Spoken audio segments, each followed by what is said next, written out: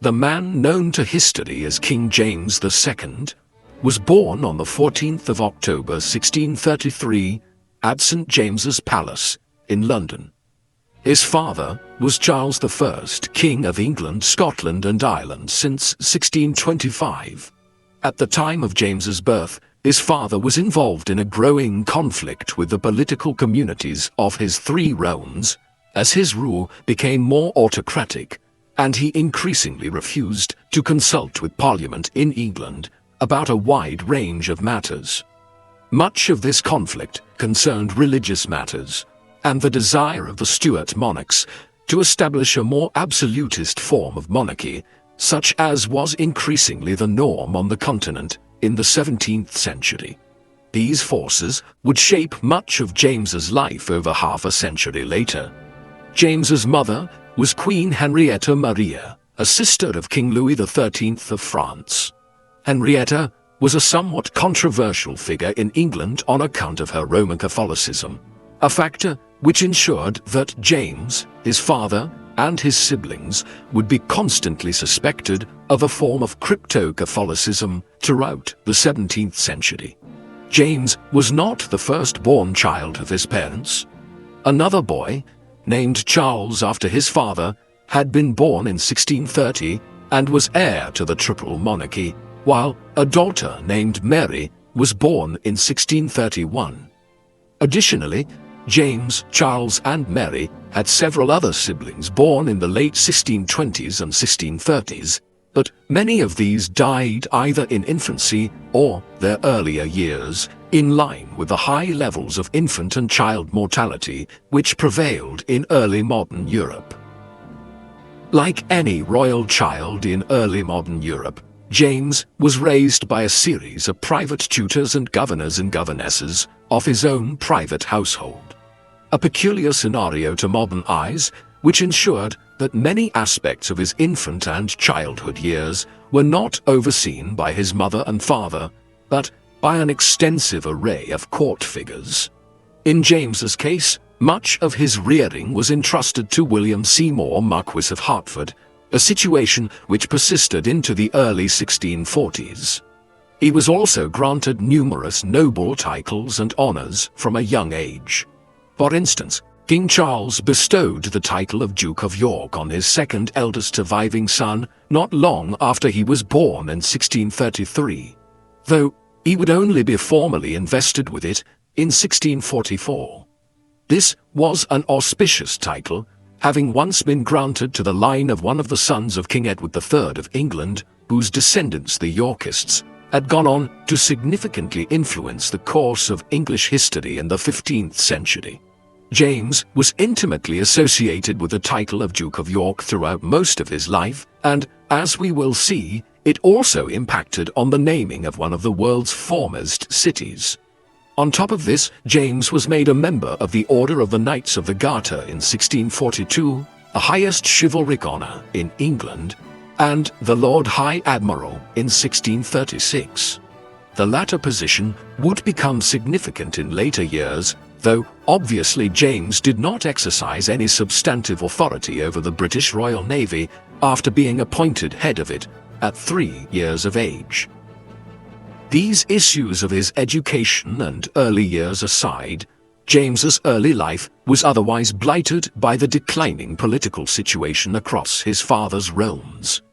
Even when James was born, King Charles was already growing into a more and more disliked figure across England, Scotland and Ireland, in large part owing to his unwillingness to convene parliaments in any of these countries, through which the political communities there could express their grievances, and also owing to the perception of him as an autocratic and heavy-handed ruler, one who was especially reviled for his desire to impose a state-centered form of moderate Protestantism.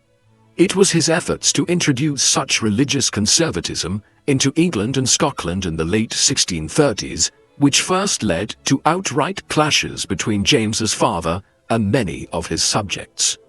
This led to the Bishops' Wars in Scotland in the late 1630s and early 1640s, which in turn led to an increasing conflict between Charles and the English Parliament in 1641. To compound matters, a rebellion broke out amongst the Catholics of Ireland in the autumn of 1641. Within a year thereof, Charles would be at war with the parliamentarians in England, conflicts variously known as the English Civil Wars in England and the Wars of the Three Kingdoms when extended to Scotland and Ireland. These conflicts would last for years and shaped not only the reign of James's father, but also young James's life and that of his siblings. When the First English Civil War broke out in 1642, James and his older brother Charles became points of political conflict as their father sought to use the pair to display continuing signs of royal control over parts of the country. For instance, when their father abandoned London and left it under the control of Parliament, James and Charles were brought north to join their father at a series of cities and towns where he established his government. York was one such town, and as the titular Duke of York, much was made of bringing James along, even at less than 10 years old, to join his father there late in 1642. Other roles were equally ceremonial. James, for example, was sent as his father's representative to the governor of the town of Hull, Sir John Hotham, to inform him that Charles and the royalist supporters would soon be entering the port to dine there. This was an important moment in the growing conflict, as Hotham's refusal was one of the most striking episodes in the eventual outbreak of outright hostilities between king and parliament. Charles effectively declared war on the parliamentarians just a few days later. Thus, James found himself being sent to Oxford, a university town which became the royalist capital in the mid-1640s, and where James would spend the next 2 years with his education being advanced under new tutors, such as Brian Dupper, the former Bishop of Salisbury. It has been widely speculated, though, that James was not a talented scholar, his education having been immensely interrupted between 1640 and 1642 as the Civil Wars developed, and that he preferred hunting and other outdoor pursuits, although he did admittedly become a proficient musician and French speaker, the latter being a language which was already emerging as the lingua franca of European culture and court life. Developments with James over the next several years were peculiar in many respects. While his older brother Charles was eventually sent to the continent to join their mother, Queen Henrietta Maria, in exile in France, James and his other siblings remained in England and were viewed as less valuable targets for Parliament to acquire. But James would soon be pulled into the intrigue. By 1645, the English Parliament had made considerable gains against the Royalists and was in control of ever-growing sections of the country, while the First Civil War effectively came to an end in 1646 with Parliament's capture of Oxford. As this occurred, negotiations were entered into between King Charles and Parliament.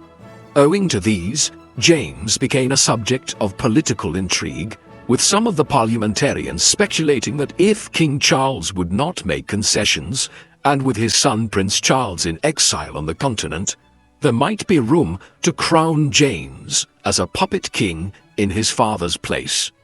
Charles, alert to this eventuality, conspired to have his second eldest son removed from Britain, and in the spring of 1648, he was sent across the North Sea to The Hague, in the Dutch Republic, where many of the royalists in exile had congregated.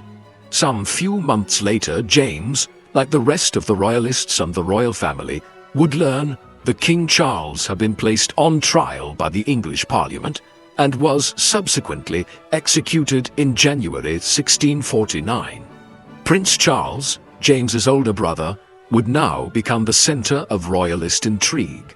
But for James and the rest of his family, the next decade would be spent in constant exile in France and the Dutch Republic. In the early years of the Stuart family's exile, they primarily lived in France and near the French royal court in Paris.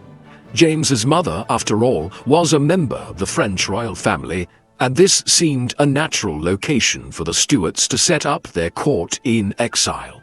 It was here, in 1652, that James was involved in his first considerable piece of military activity during the Fronde, a series of revolts across the country against Crown rule.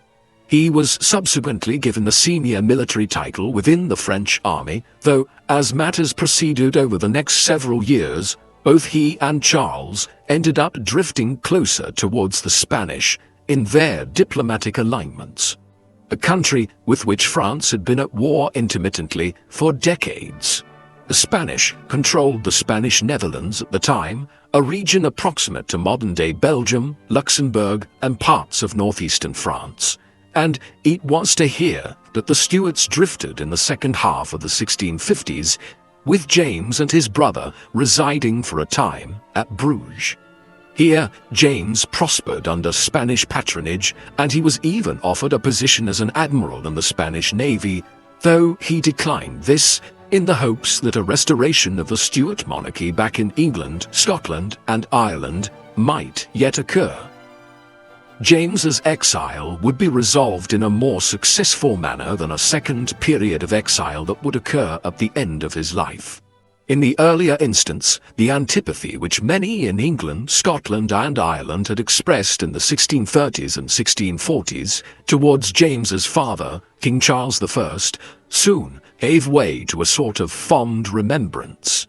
While James, Charles, and the rest of their family were in exile on the continent in the 1650s, the English government had effectively evolved into a species of quasi-military dictatorship, one in which the former commanders of England's new model army, which had been established in the mid-1640s to defeat King Charles and the Royalists, were given positions of immense power. No individual was more powerful than Oliver Cromwell, who was eventually made Lord Protector of the English Commonwealth and was even offered the throne, though he rejected the offer. When he died in September 1658, though, England's experiment in republicanism began to decline precipitously. Many people were unhappy with the dour religious environment created by the Puritans, of whom Cromwell was a prominent figure, while the economic situation was not good, and Cromwell's son, Richard, proved unequal to succeeding him as Lord Protector. Hence, in 1659, negotiations were opened between several prominent English and Scottish lords and James's brother Charles to have him return to England and for the monarchy to be restored. In this striking twist of events, Prince Charles quickly agreed to certain terms whereby he would not seek revenge against Parliament and would honour its liberties and rights in return for his accession as king. With this agreement in place, Charles and his entourage left the Dutch Republic in the spring of 1660 for England. Charles entered London on the 29th of May 1660, and the Restoration began, as he was crowned as King Charles II of England, Scotland, and Ireland the following spring. The Restoration was quickly followed by James's first marriage. This was to Anne Hyde, a daughter of Edward Hyde, the first Earl of Clarendon, and King Charles II's chief minister for much of the 1660s. The Hydes had been stalwart supporters of the Stuarts throughout the 1640s and 1650s, but nevertheless, James's marriage to Anne in secret just a few months after the Restoration occurred, in September 1660, was controversial, as James had not sought the full approval of his brother. It was effectively a shotgun wedding, as Anne was heavily pregnant by the time the marriage was legally declared. It was also considered problematic, as it seemed to suggest that the Hydes were now obtaining too strong a position within the political sphere, as Anne's father became the most powerful minister of the day, and she was married to the king's brother. This was especially the case as Charles did not have a legitimate male heir, although he had many illegitimate children, and as such, should Charles die prematurely, James would succeed him, followed by any children produced through his marriage to Anne. The lives of these children, though, were all too fleeting. A boy named Charles after his uncle and grandfather was born in late October 1660, just 6 weeks after James and Anne married. But he died of smallpox just 6 months later. 7 further children followed, but of these, only 2 survived beyond childhood and infancy, the rest succumbing to infant mortality, the bubonic plague, and other illnesses. The 2 survivors were Mary, born in 1662, and Anne, born in 1665. Both of these women would live to rule as queens of England, Scotland, and Ireland one day. The Restoration era and court is typically identified as a place and time of immense sexual and moral liberty by comparison with what preceded it, and the typical standards of the early modern era. This was typified in the character of James's brother, the king, who sired well over a dozen illegitimate children with numerous mistresses, and was a keen supporter of the theatre, drinking, and other pursuits of a pleasurable nature. Despite his ardent religious beliefs, James followed his brother's lead as a leading libertine of the Restoration period. He had numerous mistresses, amongst whom Anne Carnegie, Countess of Southesk, was prominent, as was Arabella Churchill, the sister of John Churchill, the future Duke of Marlborough. James's other major activity for much of the 1660s and 1670s was hunting, particularly fox hunting, and he maintained an extensive series of kennels for his hounds and stables for his horses to this end. It was, in short, something of a frivolous life during the Restoration era for the future king. Yet, in other ways, he was more modest in his behavior than his older brother. James, for instance, was known for being opposed in general to gambling, and to rarely drinking to excess, unlike Charles. Much of James's activities in the 1660s on an official level concerned his role as Lord High Admiral of England and the titular head of the Royal Navy during a period when Britain's empire was beginning to expand in a significant way. These roles ensured that when England or Britain went to war, James was responsible for overseeing naval affairs, while he also carried the titles of Lord Warden of the Cinque Ports, 5 historically important ports along the southern coast of England in the English Channel, as well as Governor of Portsmouth, making James a significant figure as well when it came to maritime trade in the English Channel and a wide range of other matters. Though he had held these offices as far back as his father's reign, it was only in the 1660s that he began to exercise them in a meaningful fashion. Much of this focused on England's major war with the Dutch Republic during the mid-1660s, the Second Anglo-Dutch War. This was fought at a time when England and the Dutch were major rivals for dominance of huge amounts of European and Atlantic trade. As head of the Royal Navy, James was responsible for managing many of the naval clashes, though he earned criticism for the Dutch raid on the Medway when English ships were attacked at anchor in southern England. Thereafter, he initiated a program of reforms to build a series of fortifications along the coast of southern England to prevent against such further attacks. The Second Anglo-Dutch War ended in something of a stalemate, which could even be considered a Dutch victory. But in one important area, the English came out on top. In the first half of the 17th century, various European states had begun colonizing various parts of the North American seaboard. The French, for instance, were entrenched into the Quebec region by the 1610s, while England had settled its first colonies at Virginia and New England between 1607 and 1620. The Dutch were also involved, founding a successful trading and fur-trapping colony along the shores of the River Hudson, notably at the southern point of the island of Manhattan, a settlement which they called New Amsterdam, the capital of New Holland. This was a prosperous Dutch town hemmed in on the north by a wall which runs along the modern-day Wall Street and from which the latter business promenade takes its name. However, as successful as the Dutch colony was, they could not stop the English from taking over New Amsterdam and New Holland during the Second Anglo-Dutch War. The Dutch relinquished it permanently to the English in the aftermath of the war. James had been granted proprietorial ownership of the region between the Delaware and Connecticut rivers by his brother in 1664, and so he now became the overseer of the former Dutch possessions. It was in this capacity that New Amsterdam and New Holland were renamed New York after James and his title as Duke of York within the English peerage. James had a legacy over North America's colonization in other less salubrious ways. In the early 1670s, the Royal Africa Company, which had a crown charter to trade with Western Africa and also engage in the increasingly profitable and widespread slave trade, received a new charter from King Charles II.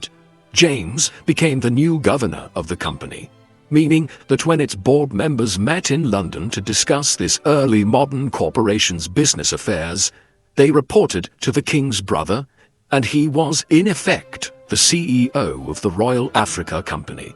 Such was the centrality of his position to the growing English transatlantic slave trade that when slaves were purchased in Western Africa for transport across the Atlantic to the English sugar colonies of the Caribbean, or the cotton and tobacco colonies in Virginia and the Carolinas, they were typically branded with the letters DY for the Duke of York. This was a significant period of the English involvement in the slave trade, as the numbers being trafficked across the Atlantic increased, and the slave laws in places like Virginia and North Carolina became much more oppressive. Previously, slaves had some minimal rights when they arrived in America, but these started to be reduced in the second half of the 17th century. James, as head of the Royal Africa Company, was deeply implicated in this activity. As deplorable as James's role in the activities of the Royal Africa Company might be, there are some rehabilitating aspects to his personality and life during this period. A good example was his role in the emergency created by the Great Fire of London. The fire began on the night of the 2nd of September 1666 in a baker's shop on Pudding Lane in the city. London had been through a very difficult time in the preceding years, most notably owing to the last major outbreak of the bubonic plague across England in 1665, a pandemic which hit London hardest, killing tens of thousands of people there. As a result, the fire broke out when the city was vulnerable. Heavy winds and inaction on the part of the city mayor, Sir Thomas Bloodworth, led to it spreading quickly, and by the 3rd of September, large parts of the city were engulfed in flames. In the hours and days that followed, the king and his brother played significant personal roles in fighting the fire. The pair surveyed the scene from a barge in the middle of the River Thames on the 3rd and ordered the destruction of 300 homes to create a firebreak to try to prevent its further spread. Thereafter, Charles placed James directly in charge of the firefighting efforts. In the hours and days that followed, Londoners saw James in many locations, often overseeing the setting up of pumps and trains of water buckets to try to temper the fire's spread. Although early modern firefighting methods could not prevent it from bringing down much of the old city, St. Paul's Cathedral included, this was owing mainly to the wind and the lack of rain, whereas James's active role in matters did much to endear him to Londoners for years to come. Something which would not endear James to his future subjects was his decision around 1668 or 1669, the exact date is unclear, to convert to Roman Catholicism. His religious views had always been ambiguous. Although raised within the Church of England, His Anglicanism was always tempered by the Roman Catholicism of his mother and his exposure to Catholic influences while spending much of his formative years in his late teens in France and the Catholic Spanish Netherlands. To compound matters, his first wife, Anne Hyde, was also drawn towards Catholicism, resulting in the Duke of York's conversion in the late 1660s. He did not immediately make this known publicly, as much of his father's woes in the late 1630s and 1640s had been owing to suspicion that Charles I was a crypto-Catholic, and any public conversion by a member of the royal family would have been a matter of severe public discord. However, eventually, in the mid-1670s, he would have to make his religious affiliation known more publicly. Notably, in 1673, when James refused to take the oath of supremacy, an anti-Catholic oath designed to swear one's allegiance to the Protestant Church of England, according to the tenets of the recently introduced Test Act. As we will see, this growing public awareness of his Roman Catholicism led to increasing problems for James in the years that followed. James's decision to convert to Roman Catholicism and to let his religious stance be publicly known some years later must be viewed in the context of the history of early modern England, the period roughly from 1500 to 1800. This was a time when religion was still almost inseparable from politics and caused great tensions across countries like England, a fact which had been made all too clear during James's father's reign in the 1630s and 1640s. Like all of Western Europe, England had been a Roman Catholic country until the early 16th century. But King Henry VIII had severed the English connection to Rome and begun the process whereby Protestantism was adopted as the state religion back in the 1530s. It took decades for the majority Roman Catholic population of the country to convert in large numbers to the new faith. But by the mid-17th century, as James grew up, Protestantism was the majority religion. As it became dominant, a severe antipathy developed towards Roman Catholics, or Papists, as they were pejoratively termed for their adherence to the papacy, with the Pope represented as the Antichrist in Protestant pamphlets of the time. Accordingly, James's decision to convert to Catholicism cast him in the position of a religious outcast of sorts, one who was perceived as a threat by the nobility, gentry, and political classes. Consequently, in converting, James was setting himself up for clashes with the English Parliament. This was all compounded by James's marital life and that of his brother. James's first wife, Anne Hyde, died in 1671, most likely from breast cancer that developed in the late 1660s, in addition to complications from a string of difficult pregnancies. When she died, it was soon revealed that she had received Catholic rites on her deathbed. Then, within just 2 years, James was preparing to marry Mary of Modena, a scion of a North Italian prominent aristocratic line of noted Roman Catholics. Accordingly, there could be little denying James's penchant for Roman Catholicism by the mid-1670s, even though his public conversion did not occur for some time. To compound the increasing rumors that James had secretly converted, there was also a growing awareness by the 1670s that Charles's marriage to Queen Catherine of Braganza was not going to result in legitimate children. Thus, while Charles had many illegitimate children sired through his relationships with over half a dozen mistresses, none could succeed him, and there was a growing likelihood that James would, one day, become King of England, Ireland, and Scotland if his brother did not produce a legitimate heir. These matters became even more problematic in the 1670s, owing to a number of different political controversies. One of these was the Treaty of Dover, which Charles negotiated in secret with King Louis XIV of France in 1670, and through which he agreed to convert to Roman Catholicism at some future date in return for a large annual pension from the French monarch. Although he never did convert in this way to assuage the French king, the treaty became highly controversial when details of it were revealed some years later. Then, to compound matters, in the late 1670s, a number of conspirators led by an English priest named Titus Oates invented an alleged conspiracy whereby a coterie of Roman Catholics had allegedly plotted to kill King Charles II.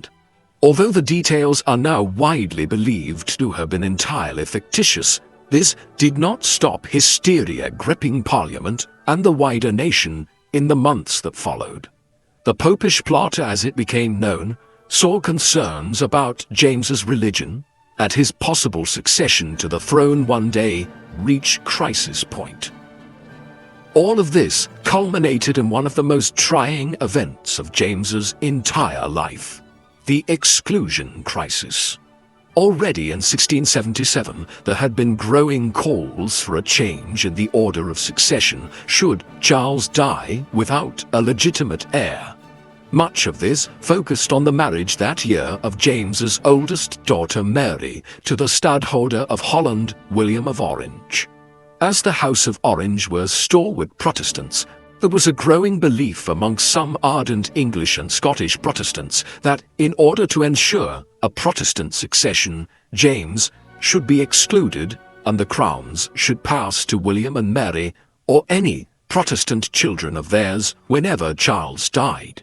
The idea gained traction as the Popish plot developed, and by 1679, James was facing a bill in Parliament which sought to exclude him from the succession on the grounds of his Roman Catholicism. The Exclusion Crisis would become one of the most significant episodes in his own life and the political life of England in the second half of the 17th century.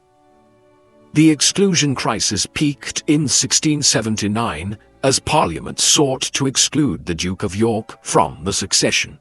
This led to a wide range of political maneuvers. For instance, Charles dissolved one parliament and convened another in the hopes that this would produce a more biddable membership which would vote in favor of his brother.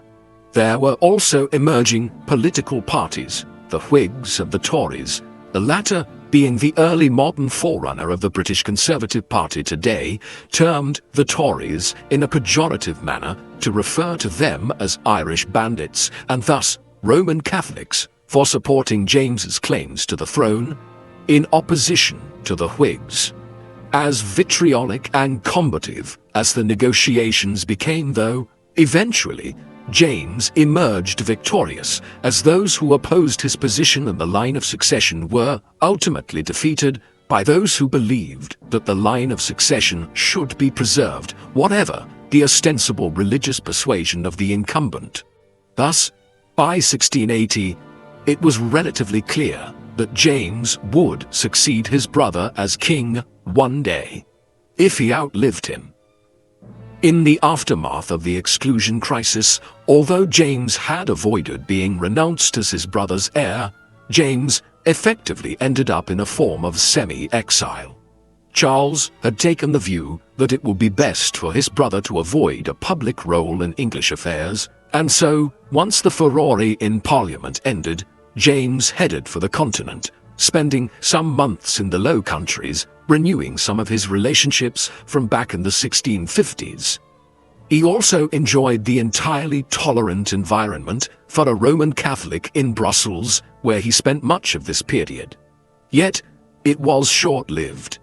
In 1680, he accepted an offer made by Charles for him to become the Lord High Commissioner of Scotland, a role which had been created back in the reign of James's grandfather, James I, in the early 17th century, after the thrones of England and Scotland were united.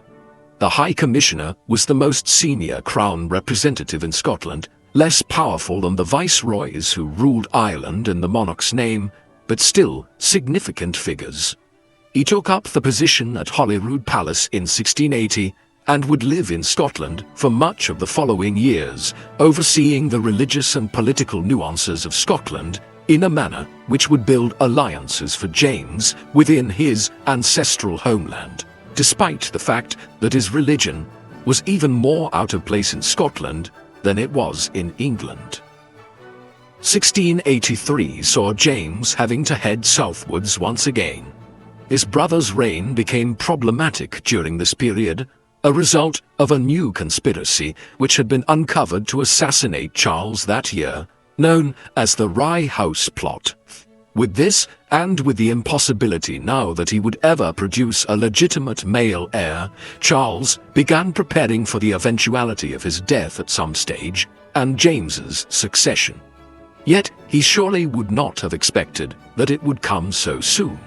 Charles died on the 6th of February 1685, from what is now deemed to have been apoplexy or the decline of internal organs, but which at the time was widely suspected of having been the result of foul play, a not unreasonable assumption given that Charles was only in his mid-50s and his decline and death had been rapid.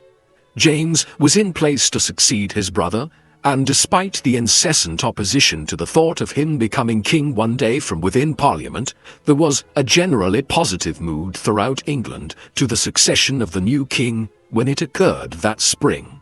All seemed like it might go well when he and Mary were crowned at Westminster Abbey on the 23rd of April, but things would begin to decline all too rapidly thereafter. The first difficulties which James had to confront involved a series of rebellions against his rule. One of these was led by the new king's nephew, one of Charles's illegitimate children, James Scott, 1st Duke of Monmouth. This was initiated in southern England by Scott within weeks of James's accession, as Charles's illegitimate child sought to claim a position of authority in England by capitalizing on the perceived unpopularity of the new monarch and his religion. The Monmouth Rebellion has the distinction of having resulted in the last major pitched battle between two armies on English soil when the opposing forces met at the Battle of Sedgemoor on the 6th of July 1685. It was a triumph for the crown, and Monmouth was subsequently captured in Hampshire 2 days later and executed a week later on charges of treason. By that time, the crown had also put down a second revolt, this led by Archibald Campbell, 9th Earl of Argyll in Scotland. Argyll had coordinated with Monmouth in the hope that by launching dual rebellions in England and Scotland, they would be able to split James's resources and attentions. But Argyll's efforts ultimately proved quite futile, and after raising the flag in Scotland, his cause engendered little support amongst a populace who had favoured James after his time as High Commissioner there in the early 1680s. Campbell was apprehended and executed on the 30th of June 1685, seemingly bringing to an end this early opposition to James's rule. But more opposition would soon follow. The later opposition to James emerged almost entirely owing to the policies which he pursued as king from 1685 onwards. It was not simply the case that James was a Roman Catholic. Had he been so and left the religious landscape of his kingdoms undisturbed, he may have been able to successfully rule as King of England, Scotland, and Ireland. But James was determined that he would impose his religion on his realms and seek to promote fellow Catholics over Protestants, Puritans, and Presbyterians, the latter being the religious groups which had come to dominate much of England and Scotland by the late 17th century. The most glaring indication of this came in his desire to reduce or entirely dispense with the so-called penal laws, a series of different legislations which existed in England, Scotland, and Ireland, designed to prevent Roman Catholics and people of other prejudicial religious backgrounds from acquiring state offices. Some of these were minor bits of legislation, but others included a block of individuals becoming judges in countries like England and Ireland unless they swore the oath of supremacy, which acknowledged the king as the head of the churches of England and Ireland or the Scottish Kirk over the Pope in Rome. This effectively prohibited large numbers of Catholics from attaining high political, judicial, or administrative offices unless they refuted their religious beliefs. In moving to reduce these laws, James was effectively saying that he was going to overhaul the religious landscape of his dominions and place Catholics back in significant positions of authority, a development which the English and Scottish political communities had waged war on his father for during the late 1630s and 1640s, eventually killing James's father over their staunch religious views. In bringing these matters back to the forefront of the political landscape, James was playing with fire. And it was not just matters of religion. His religious views also leaked over into matters of patronage and policy in other areas.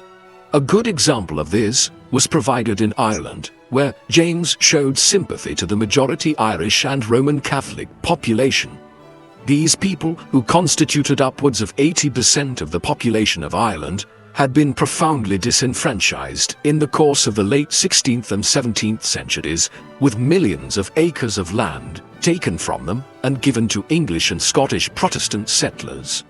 In promoting members of the residual Irish Roman Catholic community, such as Richard Talbot, Earl of Tyrconnell, to positions of considerable authority in Ireland during the first years of his reign, James was effectively indicating that he would be willing to overhaul the land settlement in Ireland for religious and denominational reasons.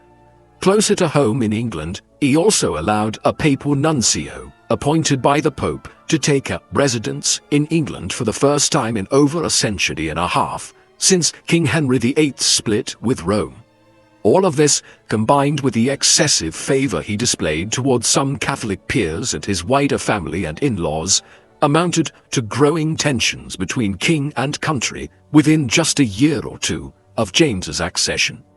It was clear that a conflict was brewing, but it would come from an unlikely source, involving James's very own daughter. What followed this period of growing disaffection with James's rule and his penchant for favoring Roman Catholicism is typically referred to as the Glorious Revolution in English political history, a name that is indicative of the Protestant and nationalist historiography of England for much of the 18th and 19th centuries, when James's reign was first being written about. Catholics across his dominions would conversely have viewed it as an unlawful coup and deposition of a rightful king, and one which served to further disenfranchise their religious community at a time when Europe was otherwise stepping back from the religious zealotry of the 16th and 17th centuries. It all began when, in the summer of 1688, a son resulting from James's second marriage, named James Francis Edward, was born. This created a tense environment for many English and Scottish Protestants, a large section of which had accepted James's accession as king on the grounds that he was a ruler without a legitimate male heir and already in his mid-50s. Consequently, it had been hoped that James would die soon and that he would then be succeeded by his daughter Mary, an untarnished Protestant who was married to one of the preeminent Protestant figures from across Europe, the Stadtholder of Holland, William Orange, scion of a family which had led the Dutch estates in revolt against Spanish Catholic oppression of their country all the way back in the 1560s. The prospect that Mary and William might one day rule England, Scotland, and Ireland as Protestant monarchs had assuaged many who viewed James's religious beliefs and stances askew in 1685, 1686, and 1687, but with the birth of James's son in 1688, they now began to consider other ways of ending the Catholic monarchical line that they saw developing. The Glorious Revolution was led by a number of prominent English and Scottish lords, such as Henry Sidney, 1st Earl of Romney, and Edward Russell, 1st Earl of Orford. Russell acted as an envoy to present an invitation to William, a letter drafted by himself, Romney, and 5 other British lords to William of Orange in the summer of 1688. In it, they presented a clear set of ideas around how William and the wider Dutch Republic, with several Protestant allies from across Europe, could intervene in Britain to depose James and claim his throne through his marriage to Mary Stuart. They assured him that if he elected to intervene in British affairs in this manner, there was ample support for the deposition of James. William duly responded in the positive, being anxious to prevent James allying with King Louis XIV of France in the latter monarch's proposed invasion of the Dutch Republic, a combination of France and Britain presenting a grave threat to Dutch trade and territorial integrity. Thus, on the 5th of November 1688, William of Orange landed with an army of some 20,000 men in Devonshire in the English West Country. He then began marching on London, gathering supporters as he went. Conversely, it soon became apparent to James that he had very few supporters to bolster his cause, and as the Dutch advanced on the English capital, he and his family prepared to flee the country. They did so, departing for France on the 23rd of December 1688. In the late spring and early summer of 1689, William and Mary were duly confirmed as dual monarchs of England, Scotland, and Ireland, completing the glorious revolution. However, while the coup had been successful, James was determined to fight back and reclaim his thrones. The conflict which ensued from 1688 to 1697 is known by different names in different parts of Europe. For instance, in some circles, it is known as the War of the League of Augsburg, a name given to it owing to the fact that France faced a coalition known by that name, a league which included Britain, the Dutch Republic, Spain, and Savoy. Owing to its duration, it is also known as the 9 Years' War. However, this was a wider conflict between France and its enemies across Europe, as King Louis XIV of France sought to expand aggressively into the Low Countries and the Franco-German border. Within it, James and his efforts to reclaim his thrones were just a marginal conflict, albeit one which played a significant part in the war in its first years. Most of this would occur in Ireland, where James had significant support amongst the predominantly Roman Catholic population and where large parts of the country declared in his favor in opposition to William and Mary in the course of 1689. The main part of the war to restore James and depose William would play out here between 1689 and 1691. This is known in the particular Irish context as the Williamite War, to distinguish it from the wider War of the League of Augsburg.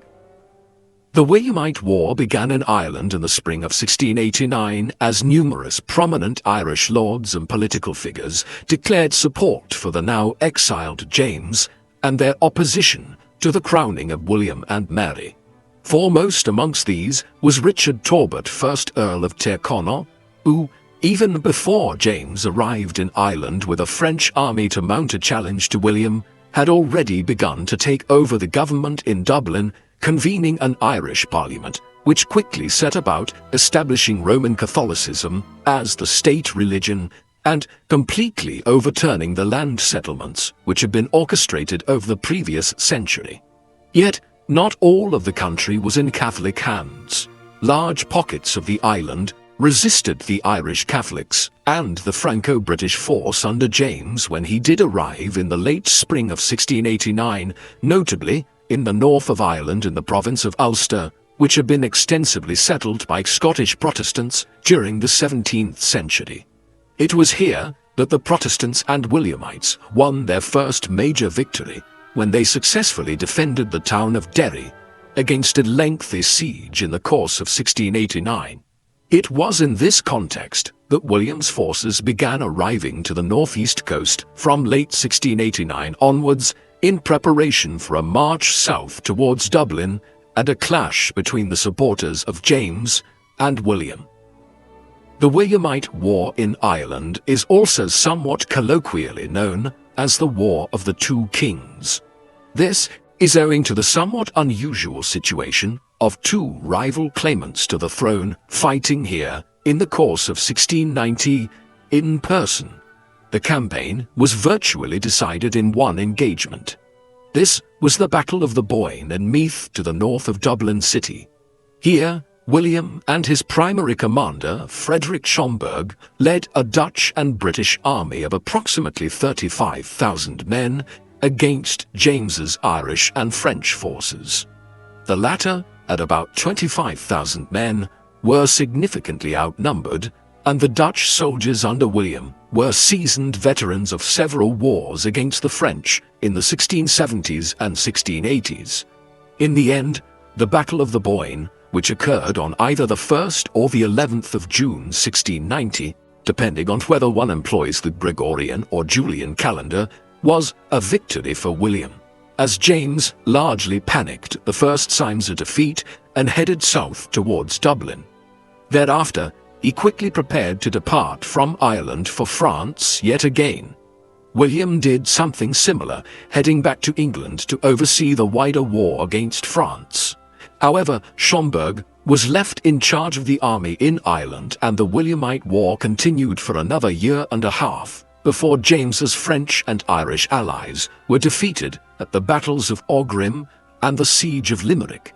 With this, the most active period of James's efforts to reclaim his thrones came to an end.